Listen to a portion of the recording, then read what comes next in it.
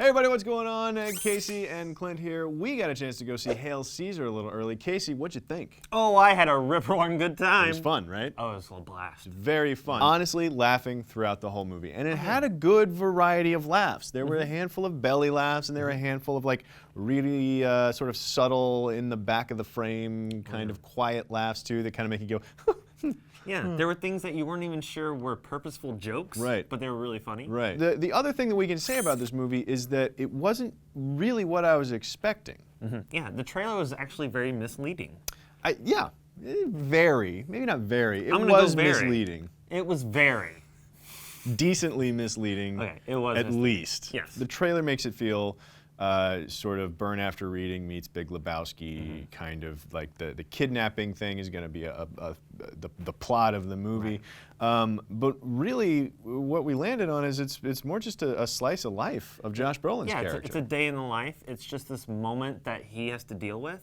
And it seems like he deals with these things all the time. And even the VO that tracks throughout the whole movie, which is done by Michael Gambon and is hilarious. Really funny. But even the VO talks about how he begins his day at 5 a.m. Like this is a very routine day for him with all of this wacky stuff going on in the background. Where I think it ended up was more sort of between Burn After Reading and Barton Fink, in spiritually where it lands on the Coen brothers spectrum, because you know, it is sort of inside baseball, and then it's about old school Hollywood stuff. And you could tell they love old school Hollywood. Oh, for sure. There's so many references here and there. The town scene was one of my favorites. It was great. Well, and the clip that they put of Ralph Fiennes coaching Alden Eidenreich, I think is how you say his name, coaching him how to say "If only it were so simple," you know, is hilarious. So like the sets that they do, it's pitch perfect. Old school Hollywood stuff, and then it starts to get sort of bigger for a minute. There's this bigger plot. I don't want to tell too many specifics, but there's this much bigger plot that sort of unfolds with the kidnapping, and it turns into something else. But then by the end, it comes back to this very small conclusion, and I found myself a little disappointed by that. I was feeling a lack of you see this great ensemble cast, and everybody is amazing across the board.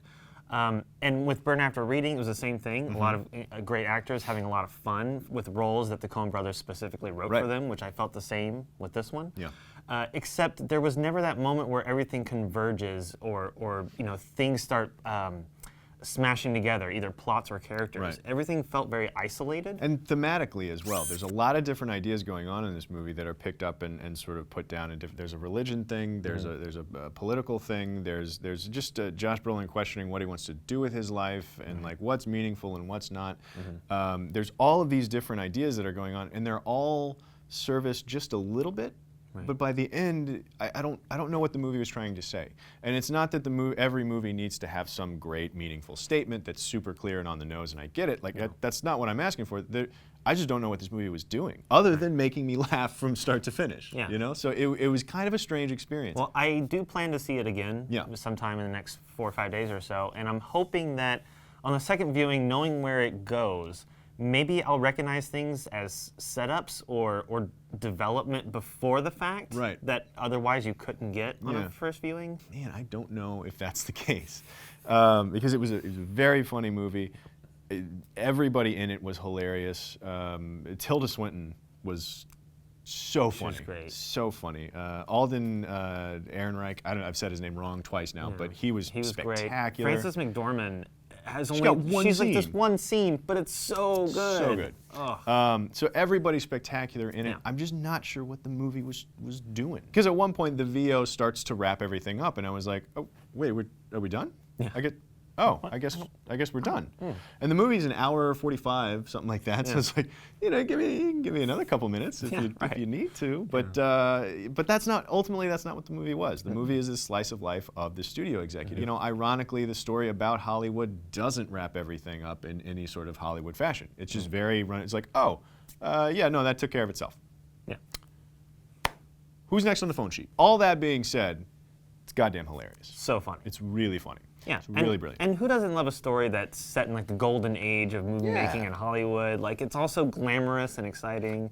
It's fun. The scenes they shot from the movies, from the in-movie movies, are so spot on. Yeah, it's kind of like in the Big Lebowski when you have that fantastic dream sequence. It's like they had that much fun over and over again with these little vignettes, these little aside moments. So all I have to say, guys, if you're excited about going to see Hail Caesar, continue being excited about going to see it because it delivers on how funny the trailers are in every possible way. But it's a little bit of a different movie than you expect. Yeah. So go check it out. Let us know in the comments down below what you think about it. Click like and subscribe. And stick around Cinefix for more movie stuff right here on Cinefix.